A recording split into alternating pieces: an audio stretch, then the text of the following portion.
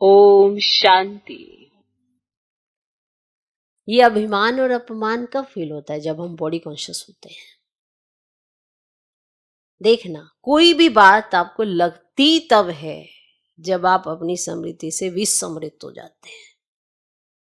जैसी body conscious होते हैं तो अपमान फील होता है, अभिमान आ जाता है, बस फिर तो सब कुछ ही हो जाता है। बॉडी कॉन्शियस होते ही, इसीलिए बाबा कहते हैं डिटैच रहो, अशरीरीपन का अभ्यास करो। इसे कितनी सरल शब्दों में कहते हैं, उसकी ये बात हमें बुरी लग गई, उस समय हम क्या फील करते हैं? कौन है हम उस समय?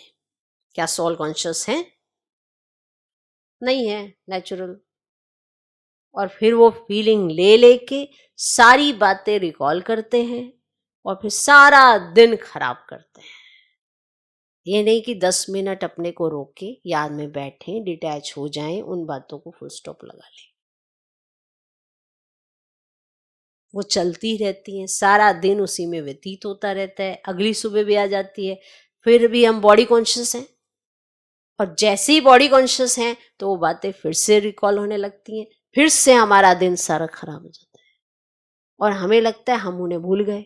हम ऐसे ही स्टोर करते जाते हैं, स्टोरेज होती जाती है, और फिर उस स्टोरेज के आधार पर हमारा जो संस्कार बनता है वो वैसे ही बनता है जैसा था, माना रावण की प्रवृत्ति वाला।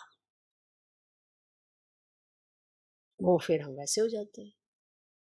है तो खाता बड़ा सरल, बाप समान बनने में मेहनत ही इसीलिए लग रही है क्योंकि हम इस बात को समझ ही नहीं पा रहे हैं कि हमें संस्कार कैसे धारण करने हैं।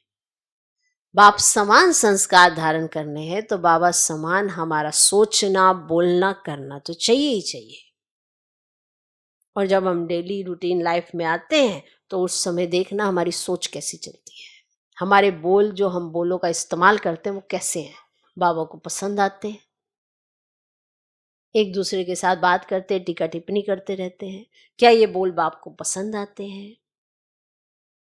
कई बार कईयों के झगड़ा करने के संस्कार होते हैं, तो झगड़ालू संस्कार जिसके होते हैं उसको हर बात नेगेटिव नजर आती है, तो वो नेगेटिविटी में ही जीवन व्यतीत कर देते हैं और उसी नेगेटिविटी के आधार पर वो नेगेटिव ही होते रहते हैं।